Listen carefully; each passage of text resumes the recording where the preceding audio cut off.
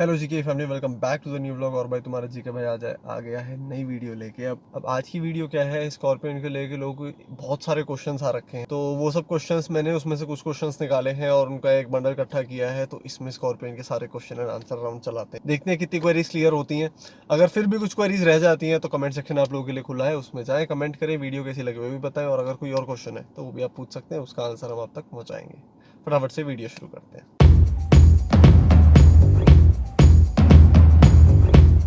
तो भाई सबसे पहला जो मेजर क्वेश्चन आ रखा है ना, वो आ रखा है टैंक टू टैंक का, कि भाई टैंक टू टैंक। तो भाई टैंक टू टैंक की वीडियो आ चुकी है, एक नहीं दो आ चुकी है। मैं एक पूरी ट्रिप का अलग से बना चुका हूँ, अनबिलीवेबल माइलेज। मैंने ट्रिप के हमारी जो सिसु वाली हिमाचल वाली ट्रिप थी, उसमें लास्ट एपिसोड में मैंने टैंक टू टैंक वहाँ भी दिखाया है, पूरे ट्रिप का अलग से बनाया है। और लोकल दिल्ली एनसीआर का भी एक टैंक टू टैंक दिखा रखा है। तो चैनल पे जाके देखोगे आप, वीडियो ऊपर से ही थोड़ा पढ़ना शुरू करना, आपको मिल जाएगी।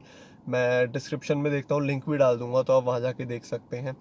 अब एक कमेंट आया था कि भाई सिटी ट्रैफिक में माइलेज का क्या सीन है। अरे अब सिटी ट्रैफिक में है क्या भाई, कि लॉन्ग रूट पे तो आपको 13-14 देती है अगर आप 90 की स्पीड के आसपास क्रूज करते हो।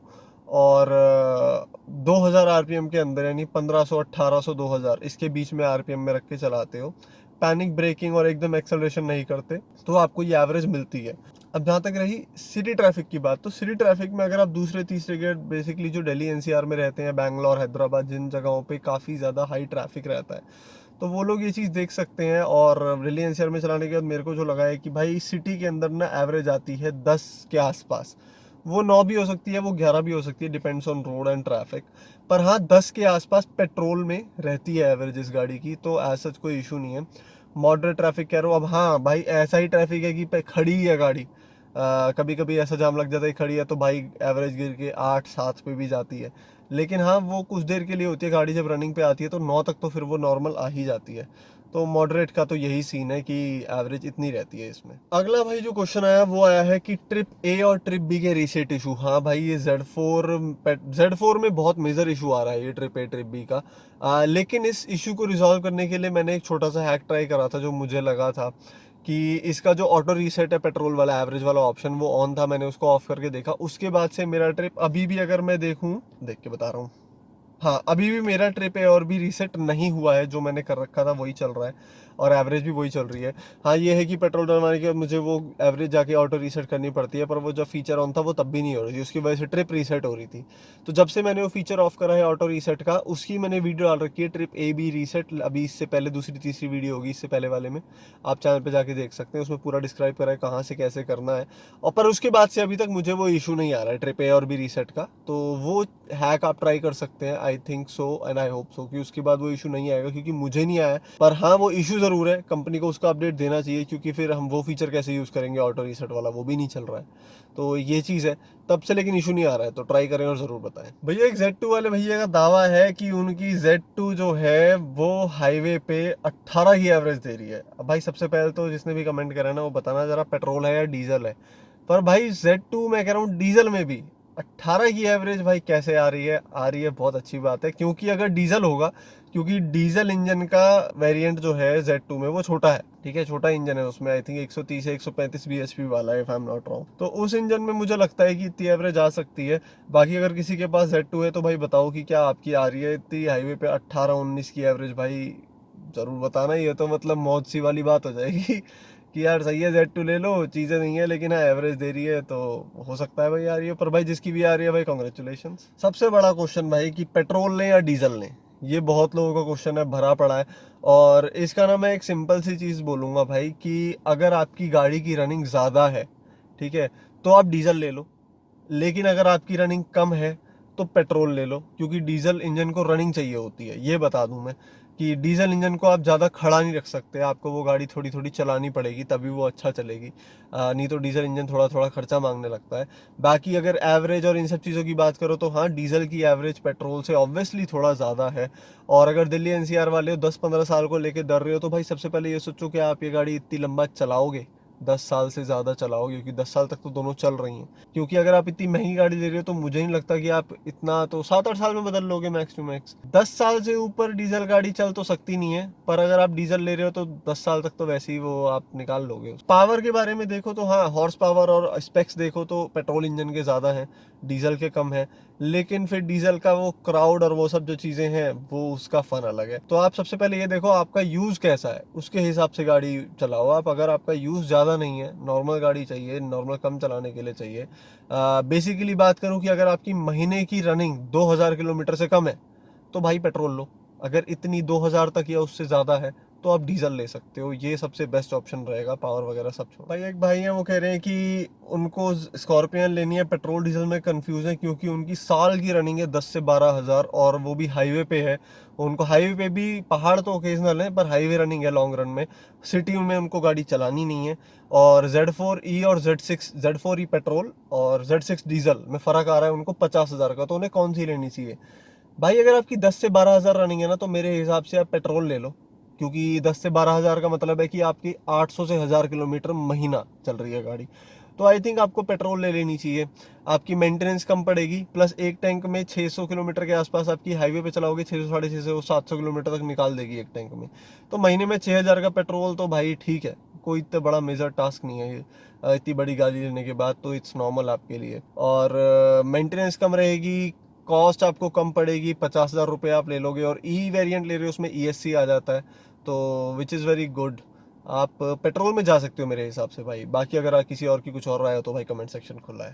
भाई हमारे सब्सक्राइबर भाई का एक और कमेंट है कि आपने जो ट्रिप वाले व्लॉग बनाए उसमें माइलेज दिखाया और एवरेज वाले व्लॉग्स भी बनाए हैं, तो उसमें आपने बताया कि आपकी ट्रिप पे क्या एवरेज है, मतलब मेरी। तो भाई ट्रिप पे मेरी एवरेज जो मैंने दिखाई थी ना, उसमें क्वेश्चन ये था इनका कि एवरेज तो दिखाई, उसमें आपका AC ऑन था या ऑफ था? तो भाई मेरा AC घर से निकलने के बाद घर आने तक ऑन ही रहता है। हम वहाँ कितने ही टेम्परेचर में गए हो AC चलाना पड़ता है। क्यों? क्योंकि भाई वहाँ टेम्परेचर तो माइनस में चला गया, लेकिन वहाँ जो धूप है ना इतनी हाइट पे, वो इतनी तेज होती है कि गाड़ी में ग्रीन हाउस इफेक्ट बन जाता है। उस ग्रीन हाउस इफेक्ट के चक्कर में बाहर आपको धूप बहुत तेज लगेगी और गाड़ी में आने के बाद ना गाड़ी अंदर से बहुत गर्म हो जाती है, तो AC तो आपको चलाना ही पड़ेगा। तो भाई मेरी वो एवरेज की जितनी भी वीडियोस हैं, और ट्रिप पे अगर आप AC की बात कर रहे हो तो भाई सारी एवरेज की वीडियोस में मैंने जितना भी बताया वो सब कुछ तब है जब AC मेरा रेगुलर ऑन है। और ट्रिप वाली जो मेरा जितना भी कंटेंट है उसमें भाई AC home to home regular on रहा है। टेम्परेचर थोड़ा बहुत अप डाउन जरूर हुआ है, लेकिन मेरा AC हमेशा ऑन रहा है, उसके बिना मैंने गाड़ी नहीं चलाई है। तो मेरे पूरे ट्रिप पे हिमाचल वाले पे AC ऑन था। प्लेलिस्ट में जाओ, हिमाचल वाली पूरी की पूरी सीरीज पड़ी, आप उसमें जाके देखो, आपको सब कुछ पता लग जाएगा। और सीरीज बहुत अच्छी है, बकचोदी भी है भाई उसमें, तो जाके देख लेना। ईयरफोन लगा के देखना कुछ कुछ जगह पे, पर हाँ ऐसा कुछ नहीं है, आप देख सकते हैं। बहुत अच्छा कंटेंट है वो, आप जाके ट्राई करें और बताएं कैसा लगा। Z4 पेट्रोल मैनुअल कब मिलेगी? एक भाई हैं जिन्होंने मेरठ से बुक करा रखी है गाड़ी और उनको नहीं मिल रही है। भैया देखो, मैंने कल ही पता करा है, मेरे एक और फ्रेंड को सेम गाड़ी चाहिए, तो Z4 की ही वेटिंग चल रही है भाई 1 साल, जबकि उसकी भाई अच्छे खासे कुछ लिंक्स वगैरह हैं।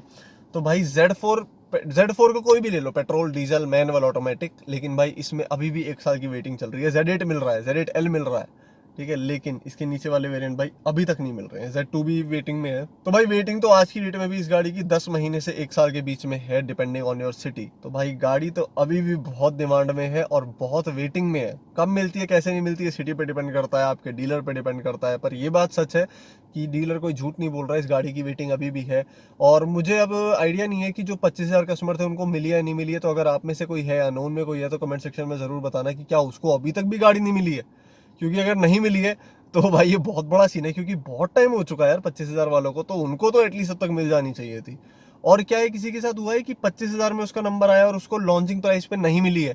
क्योंकि मेरे सामने हुआ था, प्राइस बढ़ चुके थे जिस दिन मैंने ली थी, और मेरी एक दिन पहले बिल हो गई थी। उस दिन 25,000 वाला कस्टमर था, उसकी बिलिंग नहीं हुई थी और उसको 1 लाख रुपए फालतू देने पड़े थे, क्योंकि ऑन प्राइस उठ ही नहीं रहा था, 70-80 हज़ार रुपए का फर्क आ गया था, उसको देने पड़े थे।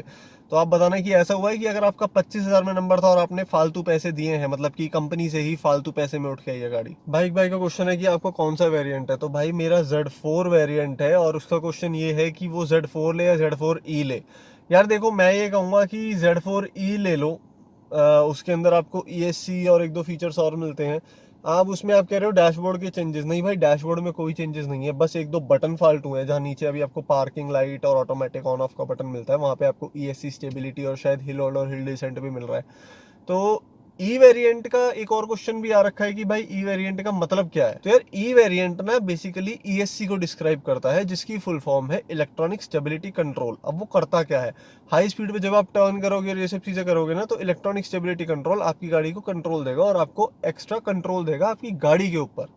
यहाँ फर्क है। तो इसीलिए 50,000 रुपए देके अगर आपको फीचर्स मिल रहे हैं तो ले सकते हो। बाकी हिल होल्ड हिल डिसेंट मैं पर्सनली इतना लाइक नहीं करता, क्योंकि मुझे उसका यूज समझ नहीं आता। हाँ यूजफुल है, पर यार अगर आपको इतनी बड़ी गाड़ी लेने के बाद इन सब चीज़ों की ज़रूरत पड़ रही है ना, तो आई थिंक आप प्रो ड्राइवर नहीं है ऐसा मुझे लगता है, क्योंकि इस गाड़ी में इन चीज़ों की ज़रूरत नहीं पड़ती। अगर आपको क्लच ब्रेक संभालना आता है ना, तो इन चीज़ों में आपको ज़रूरत पड़ेगी नहीं। मैं पर्सनली खुद ये चीज़ें प्रेफर करता नहीं।